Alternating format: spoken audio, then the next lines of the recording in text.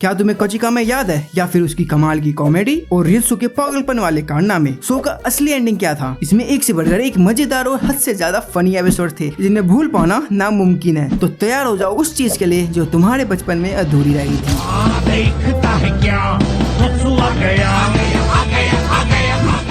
हम रियोत्सु को देखते हैं जो कि अपनी खटारा साइकिल को भी सुपर बाइक की तरह चला रहा होता है, नहीं उड़ा रहा होता है। एंड इसी तरह वो पुलिस स्टेशन पहुंचता है जहां फिर से लेट आने की वजह से बॉस उसे सुना रहे होती है। लेकिन फिर उन्हें रियलाइज होता है कि ये साला कुत्ते की दुम कभी सीधी नहीं होने वाली, इसलिए उसे माफ कर सैलरी दे देते हैं। और इसकी सैलरी के इंतजार सिर्फ ये नहीं बल्कि पूरा मोहल्ला कर रहा होता है, क्योंकि इस साले ने मेरी तरह ही सबसे उधार ले रखा होता है। यार कंपटीशन बढ़ गया मार्केट में एंड अब इसका टाइम होता है सबको देने का,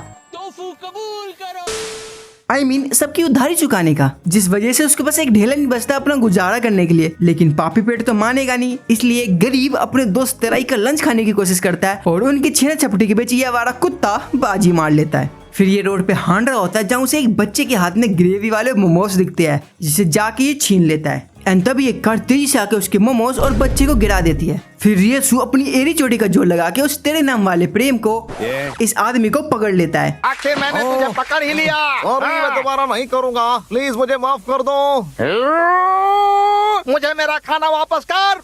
एंड इधर उसे लग रहा होता है कि उसने कितने ही तो बड़े क्रिमिनल को पकड़ लिया और वह मन ही मन खुश हो रहा होता है कि आज तो बॉस उसे इनाम देंगे। एंड बॉस के आते ही अब तो मुझे मेरा इनाम मिलेगा ना, बेवकूफ कहीं के। उसे इनाम तो नहीं बल्कि डांट जरूर पड़ती है, क्योंकि उसने प्रेम को पकड़ने के चक्कर में आधे मोहल्ले को परेशान कर दिया होता है। नेक्स्ट डे बॉस हाथ झुलाते हुए थाने में आते हैं जहाँ बहुत शांति होती है, क्योंकि रियोत्सु बहुत ही फोकस के साथ काम कर रहा होता है, जिसे देख उनकी खुशी से आंसू निकल आते हैं। वो पास जाके देखते हैं तो रियोत्सु काम नहीं बल्कि अपनी उधारी का हिसाब बना रहा होता है, जिसे देख उनकी सड़क जाती है। फिर वो उसे मारने के लिए करते हैं लेकिन रिको आके उसे रोक लेती है। छिट यार। तभी बॉस बताते हैं कि आज नाकागावा नाम का एक न्यू ऑफिसर ज्वाइन करने वाला है, जिसकी प्रोफाइल देख रिको की लाट अबक जाती है। एंड बॉस के जाते ही रियोत्सु अपने हेलीकॉप्टर निकाल लेता है और अब एक लड़के के हाथ में हेलीकॉप्टर हो और सामने स्कर्ट में एक सुंदर कन्या हो तो उस लड़के का मन कैसे ना मचले। अरे मुझे माफ कर देना। और तभी वहाँ असली हेलीकॉप्टर से नाकागावा एंट्री लेता है और इस बंदे के पास अंधा पैसा है, क्योंकि ये नाकागावा कॉर्पोरेशन का एक लौता वारिस है। एंड तभी हम देखते हैं कि एक बुढ़ऊ नाकागावा से एड्रेस पूछ रहा होता है और नाकागावा को एड्रेस पता नहीं होता है, इसलिए वो रियोत्सु से पूछता है और रियोत्सु मैप की तरफ उंगली करके कहता है भाई तू खुद ही ढूंढ ले। एंड ये बुढ़ऊ बहुत चालू चीज होता है, ये रियोत्सु को लालच दे देता है कि अगर उसने इसकी मदद करी तो ये उसे बहुत बड़ा इनाम देगा और अपना रियोत्सु खुशी खुशी मदद करने के लिए तैयार हो जाता है। अब आए ना लाइन पे। फिर वो उसे 50 साल पुराने रेस्टोरेंट का फोटो दिखाते हैं जहाँ उन्हें जाना था और इतने सालों में वो जगह बिल्कुल भी नहीं बदली होती, एकदम मेरी लाइफ की तरह। फिर अपना बुढ़ऊ बताता है कि उन्हें यहीं पे पहला प्यार हुआ था, जिसे देख के उसका खड़ा लेकिन अंदर जाने में उनकी बहुत फट रही होती है। और तभी अंदर से गेट खुल जाता है जहाँ वो 50 साल बाद अपने पहले प्यार से मिलते हैं। फिर जाते वक्त बुढ़ऊ उसे एक इनाम देते हैं जिसमें एक पेंटिंग निकलती है, जिसे देख रियोत्सु का मूंगफली जितना दिमाग खराब हो जाता है। वो पेंटिंग एक बच्चे को देता है, जिसे देख बच्चा शौक हो जाता है। वो निराश होकर थाने पहुंचता है जहाँ उसे पता चलता है कि वो कोई आम आदमी नहीं था, वो एक सेलिब्रिटी आर्टिस्ट था जिसके स्केचेस लाखों करोड़ों में बिकते हैं। और ये सुन अपना रियोत्सु पागल हो जाता है। मेरे लाखों करोड़ों रुपए डूब गए। नेक्स्ट डे रियोत्सु को छुट्टी चाहिए होती है ताकि वो आतिशबाजी देख सके। ये सुन बॉस उसे 10 गालियां देते हैं लेकिन छुट्टी नहीं देते, जिससे परेशान हो कि वो पार्क में आता है। एंड तभी वहाँ एक दुखी आड़ा नूडल वाला आता है, क्योंकि उसकी दुकान अच्छी नहीं चल रही होती। एंड रियोत्सु को इस आपदा में भी अवसर दिखता है पैसे कमाने का। वो कैसे तो एक एयर बलून ले आता है एंड उसे चलाना भी सीख लेता है। एंड रात होते ही उनकी air balloon noodle service start हो जाती है, जहाँ भर भर के उन्हें ऑर्डर्स मिल रहे होते हैं एंड खूब पैसे भी। एंड तभी वहाँ पुलिस आ जाती है, क्योंकि जापान में रात को बैलून उड़ाना इलीगल होता है और ये बात रियोत्सु को बखूबी पता होती है, लेकिन ये साला पैसे कमाने के लिए कुछ भी कर सकता है। एंड नेक्स्ट डे सबको कंप्लेन मिलती है कि कोई एयर बलून पर नूडल्स बेच रहा है, लेकिन वो रियोत्सु है ये नहीं पता भी किसी को। क्या आगे उन्हें पता लगेगा? ये तो देखने वाली बात है। नेक्स्ट डे हम रियोत्सु को देखते हैं जो कि बच बचा के अपने अड्डे पे पहुंचता है। पहले हमारा कोडवर्ड बताओ। छुक छुक छुक छुक छुक छुक। ओह रियोत्सु तुम आ गए, अभी दरवाजा खोलता हूँ, रुको। एंड अब रियोसु और भी ज्यादा सामान के साथ रेडी होता है रात में धंधा करने के लिए। सब बढ़िया चल रहा होता है, रियोसु बहुत माल भी बना रहा होता है, लेकिन तभी तो बैडिस पुलिस वाली आ जाती है उन्हें पकड़ने के लिए। लेकिन वो जानती नहीं ये कोई आम आदमी नहीं है बल्कि अपना रियोसु बदमाश है, ये साला इतनी आसानी से हाथ नहीं आने वाला। एंड इधर रिको और नाकागावा भी उन्हें टेलीस्कोप से ढूंढ रहे होते हैं, लेकिन उनको सब ब्लैक दिख रहा होता है क्योंकि रियोसु बदमाश ने लेंस पे ब्लैक पेंट लगा दिया था। एंड ये हरकत के बाद रिको को शक हो जाता है कि ये किसने किया होगा। वो रियोसु को कॉल लगा देती है एंड इसके बाद रिको को पूरी तरह कंफर्म हो जाता है कि ये साला रियोसु ही है। इधर रियोसु एक बार फिर रेडी होता है धंधा करने के लिए, जहाँ उनकी ताबड़तोड़ सेल हो रही होती है और रियोसु पैसे में पागल, यार कितने पैसे कमा लिए उन्होंने। एंड तभी उनको मेरी नजर लग जाती है जिससे उनका बर्नर खराब हो जाता है एंड वो जाके फायरवर्क्स में फंस जाते हैं, जहाँ उनके चिथड़े उड़ जाते हैं और साथ ही उनके पैसे भी। काश मैं भी वहाँ पे होता, कुछ तो लूट लेता। नेक्स्ट डे रियोसु जुए में पूरी तरह हार गया होता है और गुजारा करने के लिए सिर्फ उसके पास एक नूडल कप होता है। एंड थाने में सारे लॉटरी का नंबर मैच रहे होते हैं कि कोई जीता है कि नहीं, लेकिन ये सब इतने पापी है कि लॉटरी की देवी इन पे कभी मेहरबान नहीं होगी। फिर सब निराश होकर रियोसु बाबा के प्रवचन सुनने लग जाते हैं और इधर बॉस के पास एक लास्ट लॉटरी होती है एंड लकली वो लग भी जाती है। फिर बॉस ओहारा ये बात छुपाने की कोशिश करता है, लेकिन अपने स्मार्ट रियोसु के आगे उनकी पोल खुल जाती है। फिर उन्हें पता लगता है कि वो 30 लाख रुपए जीते हैं। फिर रियोसु पूरे पुलिस डिपार्टमेंट को ही बढ़िया खान में बुला लेता है बॉस के बिहाफ पे। और अब इस बात को 3 दिन बीत चुके हैं, ना बॉस है और ना उनकी जात, क्योंकि पार्टी में उन्होंने सारे पैसे खत्म कर दिए। एंड अब रियोसु लूटो लॉटरी के पीछे पड़ गया होता है, अपना मूंगफली से भी छोटे दिमाग का यूज कर रहा होता है लॉटरी जीतने के लिए। एंड सबको मेरी तरह लग रहा होता है कि ये ढक्कन क्या ही जीतेगा, लेकिन बहुत जल्द वो सब गलत साबित होने वाले थे क्योंकि रियोसु बदमाश 55 करोड़ जीत जाता है, जहाँ वो एक्टिंग करने लगता है कि कुछ भी नहीं हो, वो कोई लॉटरी नहीं जीता। तुम तो लोटो लॉटरी का विनिंग नंबर खोज रहे थे ना? अरे वो क्या होता है? अरे ये लॉटरी बहुत बेकार की चीज है, क्या हम डिपार्टमेंटल कुछ काम की बात नहीं कर सकते? वाह क्या एक्टिंग कर रहा है। लेकिन सबको पता चल जाता है, न्यूज़पेपर में भी आ जाता है एंड कुछ ही सेकंड में वो जीरो से हीरो बन जाता है। यार बस ऐसी किस्मत चाहिए। एंड तभी दौड़ते हुए वो दोनों लड़कियां आ जाती है जो कभी रियोसु को मुंह भी नहीं लगाती थी, वही आज उसका मुंह चाट रही होती है शादी करने के लिए। एंड इसके जवाब में वो ये कहता है, करो, तुम लोगों से शादी करने की बजाय मैं नाले में पैसे बहा देना पसंद करूंगा।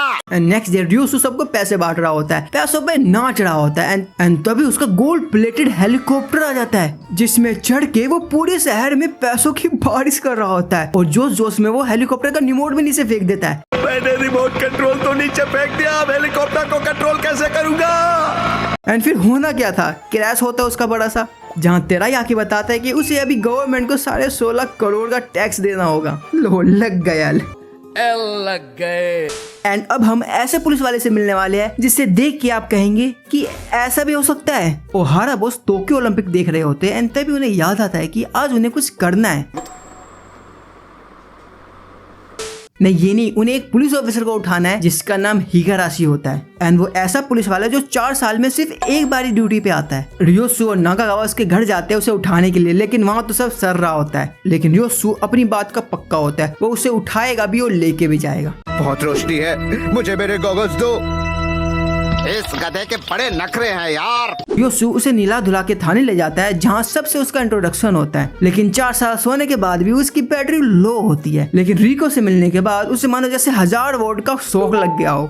हेलो, मेरा नाम हिगुराशी है, मुझे सोता हुआ हिगुराशी कहते हैं, मिलकर खुशी हुई। मुझे भी सर, और मेरा नाम है रिको। हिगुराशी अब पूरी तरह से चार्ज हो चुका है। हम देखते कि हिगाराशी केस की फाइल देखते ही क्रिमिनल कौन है उसका पता बता देता है और सारे कामचोर पुलिस वालों को काम पे लगा देता है। कितना कमाल का है ना। लेकिन अभी रुको, ये खुद की सेल्फी क्लिक करके अगले 24 घंटे में क्या होने वाला है वो भी बता देता है। गजब। एंड हम फोटो में देखते हैं कि कोई डॉगी है जो लड़कियों के अंडर गारमेंट्स चुरा रहा है। बड़ा ठड़की डॉगी है। वो सब वहाँ पहुँचते हैं, लेकिन कुत्ते की मालकिन उसे प्रोटेक्ट कर रही होती है। वैसे मालकिन सेक्सी है ना। देखो देखो, दरिंदगी चेहरे से टपकती है। नंबर 1 का कमीना है। छी छी छी। फिर हिगाराशी अपनी टेलीकाइनेटिक पावर का यूज कर उसका घर हवा में उड़ा देता है एंड वहाँ लड़कियों के अंदर गारमेंट्स होते हैं। एंड अब हिगाराशी खुराक मांग रहा होता है और हम देखते हैं कि वो किसी भालू की तरह खा रहा होता है। पूरे 4 साल का स्टॉक एक साथ फिल कर रहा होता है, जहाँ वो रियोसु से भी ज्यादा मोटा हो जाता है। एंड अब फाइनली वो फिर से 4 साल के लिए वापस सोने चला जाता है। नेक्स्ट डे ओहारा बॉस हाल ही में होने वाले ट्रैफिक पुलिस कैंप के लिए बता रहे होते हैं, जहाँ अपना रियोसु बदमाश प्लास्टिक मॉडल बना रहा होता है, जहाँ बॉस फिर से गरिया के उसे पीने चले जाते हैं। एंड तभी हम कंसिम कली आदमी को देखते हैं। कैसे ही पढ़ रहा हूँ ना मैं। और इसका नाम होता है होंडा और ये बहुत ही मस्त कैरेक्टर है एंड साथ ही अपने ryotsu का दोस्त भी है, तो समझ जाओ कैसा होगा ये। सब इसे देख के सोच रहे होते कि ये वो तो नहीं। समझ रहे हो? समझ रहे हो आप? समझ रहे हो ना? तभी तीन छपरी रोड पे रोला मचा रहे होते हैं और हमारे दो बैडिस उनका पीछा कर रहे होते हैं, लेकिन वो नहीं रुकते क्योंकि उनका मानना था माँ की ममता बाप का रोड, जो भी सामने आया उड़ा दूंगा मदरबोर्ड। ये देख ryotsu होंडा को उन्हें पकड़ने को बोलता है और ले जाके उसे बाइक पे बिठा देता है एंड अपनी बाइक पे बैठते ही वो बिल्कुल ही चेंज हो जाता है, कम सिम कली से माचो मैन बन जाता है। तो अब देखता हूँ कौन मेरे सामने आता है। फिर वो उनकी ढक्के टिक्की कर देता है एंड हम एक रईस को देखते हैं जिसने अभी अभी ट्रैफिक लाइट क्रॉस कर दी होती है, क्योंकि उनके ये विचार थे। अरे कौन परवाह करता है, ये तब तक जुर्म है जब तक तुम पकड़े ना जाओ। लेकिन होंडा और ryotsu के होते हुए वो बच के नहीं जा सकते, वो आके उनकी कार ही तोड़ देता है। तुम्हें क्या लगा कि तुम सिग्नल तोड़ के भाग जाओगे? लगा तो ऐसा ही था। वाह, ये सुपर हीरो है क्या? लेकिन उनकी हीरोपंती बॉस को पता चल जाती है, जहाँ बॉस बहुत ही गुस्सा होकर उन्हें 100 बुक्स देते हैं।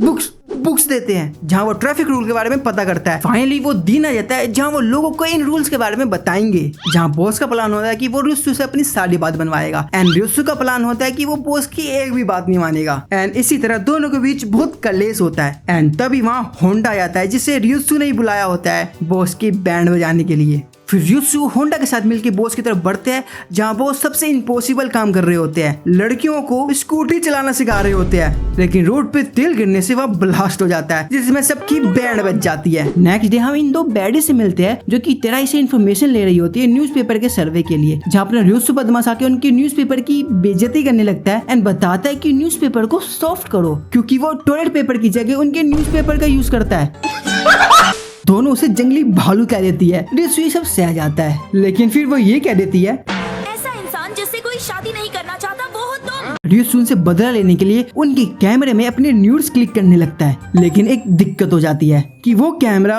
उनका नहीं बल्कि उसके जाने दुश्मन बॉस का होता है। ryotsu को अपनी मौत दिख रही होती है क्योंकि उस कैमरे में बॉस की काफी हसीन यादें थी जिसमें ryotsu ने अपनी यादें मिक्स कर दी। वो बॉस से किसी तरह कैमरा ले लेता है जिससे वो अपनी न्यूड्स कट कर सके, लेकिन बच्चों की मेहरबानी से सारी रील खराब हो जाती है। ryotsu रिलैक्स हो जाता है कि चलो रील खराब ही तो हो गई, अब क्या ही कर सकते हैं। लेकिन जब उसे पता चलता है कि बॉस की एक सेलिब्रिटी के साथ फोटो न्यूज़पेपर में आने वाली है तो उसकी फट जाती है क्योंकि फोटो नहीं मिली तो बॉस उसकी माँ बहन कर देगा। ryotsu चंड सारा ब्लेम नाकागावा पे डाल देता है। फिर वो बॉस के दोस्त को उठा लेते हैं रियल लोकेशन पे जाने के लिए जहाँ उन्होंने एकदम हूबहू बॉस का डमी बना लिया होता है एंड नकली सेट्स बना के वो सारी फोटो दोबारा क्लिक कर रहे होते हैं। फिर फोटो शूट के बाद ryotsu बॉस के डमी को लात मार के खाई में गिरा देता है। हमारी खातिर इतनी तकलीफ उठाने के लिए बहुत बहुत शुक्रिया।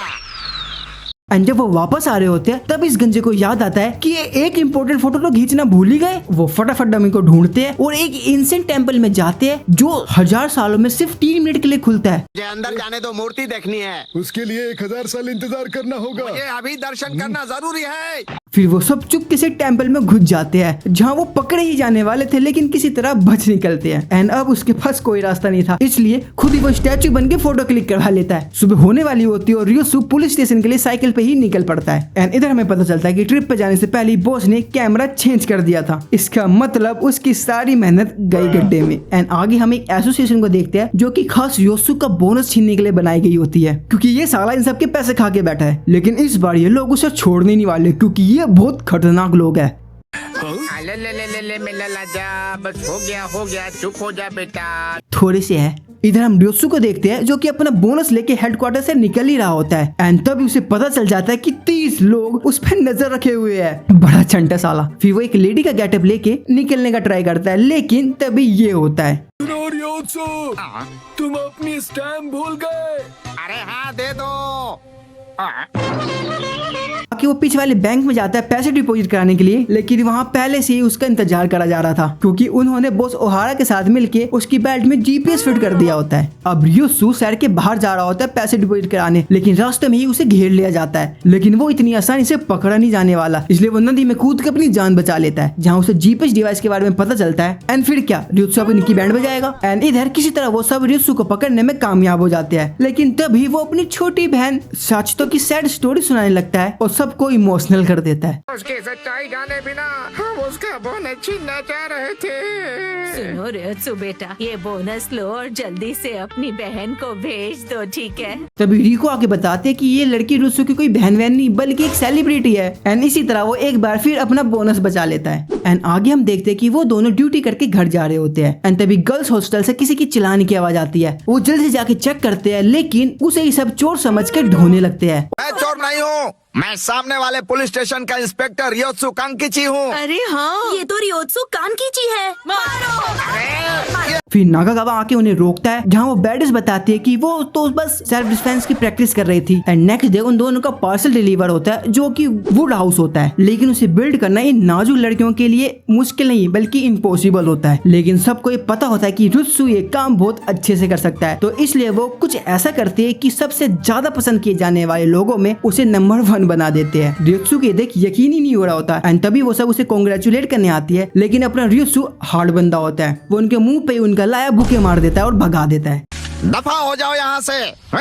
लेकिन ये न्यूज पर कहीं ना कहीं उसका दिमाग खराब होने लगता है। एंड वो गेटअप चेंज कर उनकी जासूसी करता है, जहाँ उसे वो लड़कियां यकीन दिलाती है कि वो सच में उसे पसंद करती है। ओहो, इसकी तो निकल पड़ी।